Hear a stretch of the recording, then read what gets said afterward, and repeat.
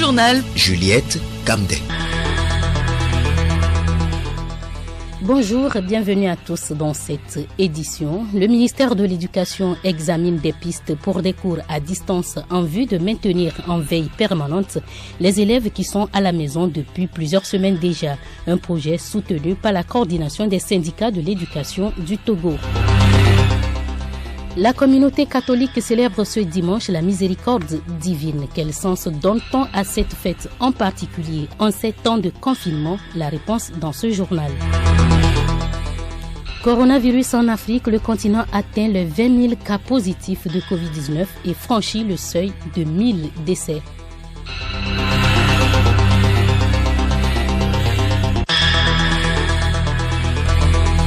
Radiolomé.tg. D'abord, la situation du Covid-19 au Togo en cette date de 19 avril 2020. Aucun nouveau cas positif n'a été signalé ce jour sur 104 tests effectués. 3 nouveaux patients sont guéris, portant désormais à 52 le nombre de patients ayant guéri de Covid-19. 27 cas sont actifs et 5 décès. Et surtout, par rapport à cette pandémie, ce communiqué à présent, la Coordination nationale de gestion de la riposte de la pandémie du Covid-19 porte à la connaissance du public qu'il est créé un comité de gestion des matériels, équipements et dons reçus.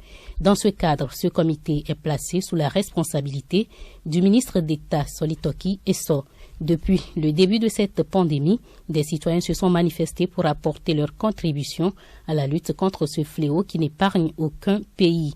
Toutes les bonnes volontés qui souhaitent soutenir l'action du gouvernement et de la coordination nationale par des dons en matériel, équipements ou de toute autre nature peuvent s'adresser au numéro de téléphone suivant 90 20 89 39 90 25 65 90. La coordination nationale remercie par avance tous ceux qui participent à cette lutte solidaire par leur appui. À situation exceptionnelle, mesure exceptionnelle, le gouvernement togolais explore activement des pistes pour des cours à distance via la télé, la radio ou encore en ligne pour des élèves qui sont à la maison depuis maintenant un mois. Ce projet du gouvernement en gestation est confondu avec d'autres initiatives des autres acteurs diffusés sur les médias. Achou Acha, coordonnateur national des syndicats de l'éducation du Togo, CSET. C'est un projet porté par le cabinet et le ministère. Nous avions eu l'information, nous avons analysé, nous estimons que ça peut apporter un plus au secteur. Et l'autre chose qu'il faut dire, actuellement, il ne faut pas confondre le projet du gouvernement à ce qui se passe sur certaines chaînes de radio, de télévision. Il y a les jeunes qui ont pris l'initiative de dérouler certaines explications à travers des émissions télé, radio, que nous pouvons entre guillemets apprécier ou féliciter. Donc, à la dernière information, les inspecteurs et les directeurs ont été convoqués au cabinet, voir le contenu et les horaires par rapport à ces cours-là, parce que ça prend en compte les classes d'examen et pratiquement toutes les matières. Ce que nous avons souhaité, qu'on parte avec des enseignants chevronnés, expérimentés, des encadreurs qui ont de l'expérience pour que le contenu soit une bonne chose. C'est notre rôle que de protéger l'enseignant parce que nous disons à l'étape là on ne peut pas être au cours. C'est aussi notre rôle que de protéger tous les acteurs du système, les élèves et tout. Mais ce n'est pas de notre rôle de dire niet à tout ce qui peut être initiative, si ça peut apporter un plus. Les cours à distance à travers les médias préconisés fera à coup sur des laissés pour compte tenu de la situation de notre société. Toutefois, l'initiative n'est pas mauvaise en soi. Assis Abalo et ses coordonnateurs adjoints du CSET. Il faut quand même reconnaître que on ne peut pas dire que l'Internet est vulgarisé jusqu'à la taille où ça peut prendre en compte tout le monde. C'est une situation que personne ne peut souhaiter, mais qui est là. Il faut rénover, il faut réfléchir, il faut voir ce qu'il faut faire. On part de quelque chose et on peut améliorer la chose. Ce qui est intéressant ici, ces cours à la télé, à la radio, ne viennent pas achever les programmes. Un cours physique fait en live, en classe. Mais c'est des cours pour aider les enfants à réviser. On peut quand même regretter que ça ne puisse pas prendre tous les enfants togolais. Mais je dis que c'est un pas.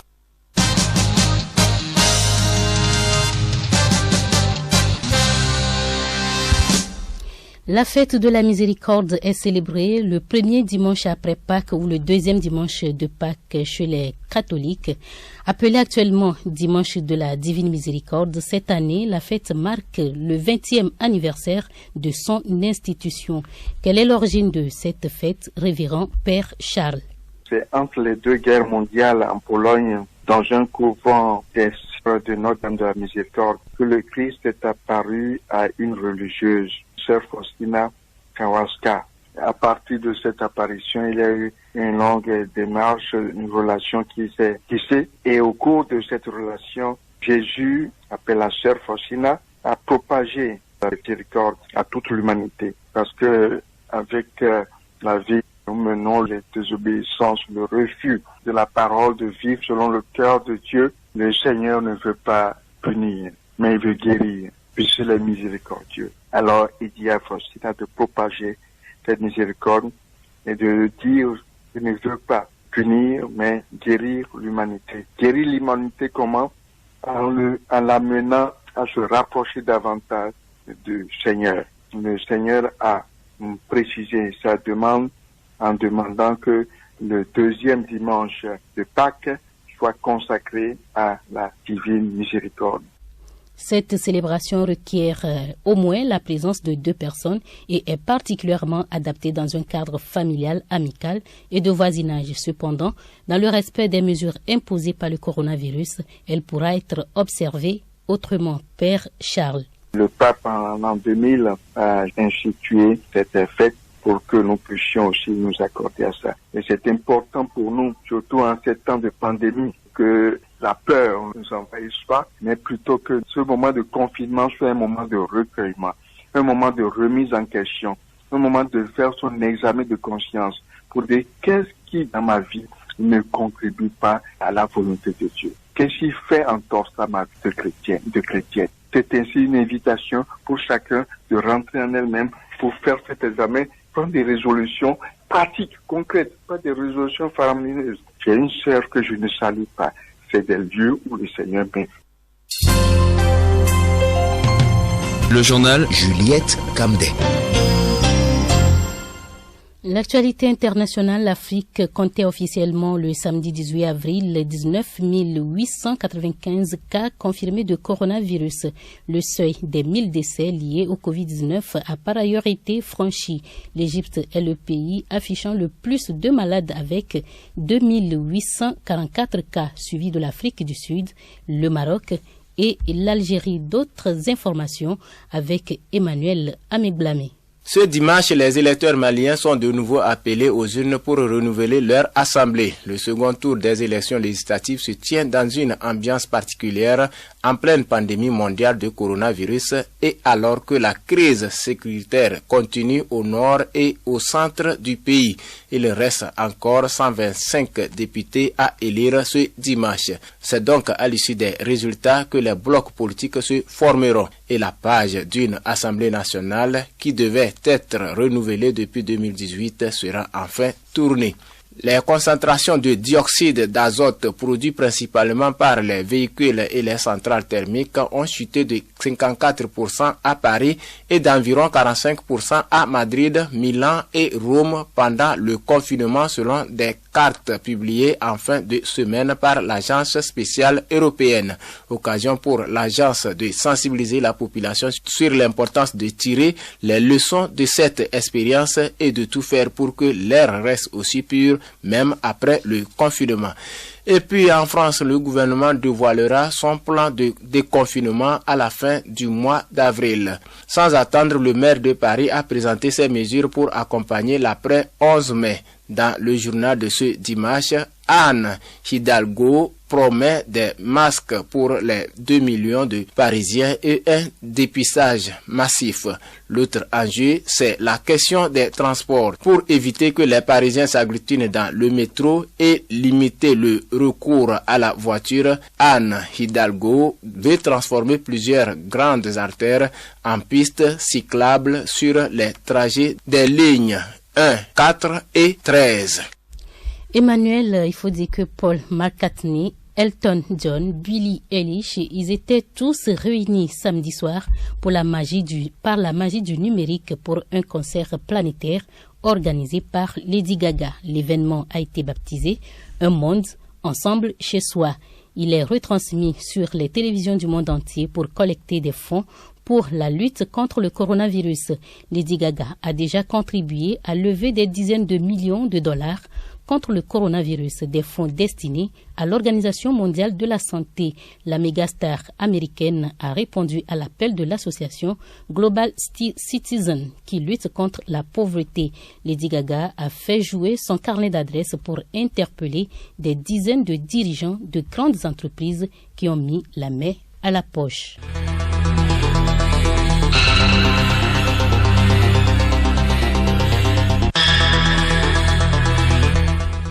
Fin du journal, le rappel des titres. À présent, le ministère de l'Éducation examine des pistes pour des cours à distance en vue de maintenir en veille permanente les élèves qui sont à la maison depuis un mois déjà. Un projet soutenu par la coordination des syndicats de l'éducation du Togo.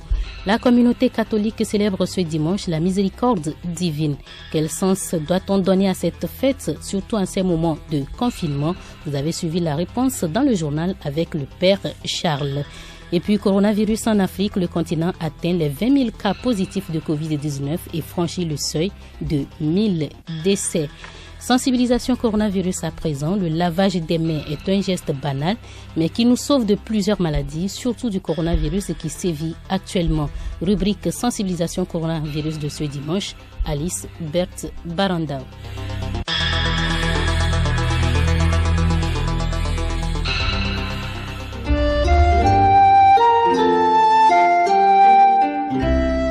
Pour se prémunir contre le coronavirus, le port des bavettes est nécessaire. La distanciation est de rigueur.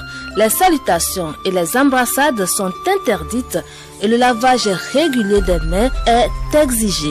Mais comment bien se laver les mains, surtout en cette période de la pandémie du coronavirus? Fatao Salami de l'UNICEF. Il faut se laver les mains avec du savon ou de la cendre et bien se frotter les mains, surtout la paume des mains, entre les doigts, parce que c'est là où souvent les microbes restent un tout petit peu cachés. Quelquefois on se lave les mains, on croit qu'on sait laver les mains correctement, mais effectivement entre les doigts c'est une zone où on oublie quelquefois. Donc il faut bien se laver les mains au-delà des poignets. Les ongles, c'est un niveau où on peut ramasser de la poussière, des microbes, donc c'est très très important de se tailler les ongles. En sortant d'une latrine, il faut se laver les mains parce que la latrine c'est une zone à risque de germes où on peut se contaminer, donc évidemment il faut se laver correctement les mains. De deux, avant et après même manger, il faut se laver les mains. Avant de donner à manger aux bébés, aux enfants, bien de les allaiter, il faut se laver correctement les mains parce que c'est encore les enfants, ils sont beaucoup plus vulnérables, beaucoup plus fragiles. Voilà la bonne manière de se laver les mains. Faisons-le à chaque instant et surtout évitons de porter les mains au visage, dans les yeux, le nez ou la bouche, geste anodin qui risque de nous exposer à la maladie. Lorsqu'on n'a pas un dispositif de lavage des mains, utilisons le gel hydroalcoolique. Et soyons observateurs dans nos communautés. Si quelqu'un présente des symptômes du coronavirus, appelons le 111 pour qu'il soit pris en charge par la cellule de riposte.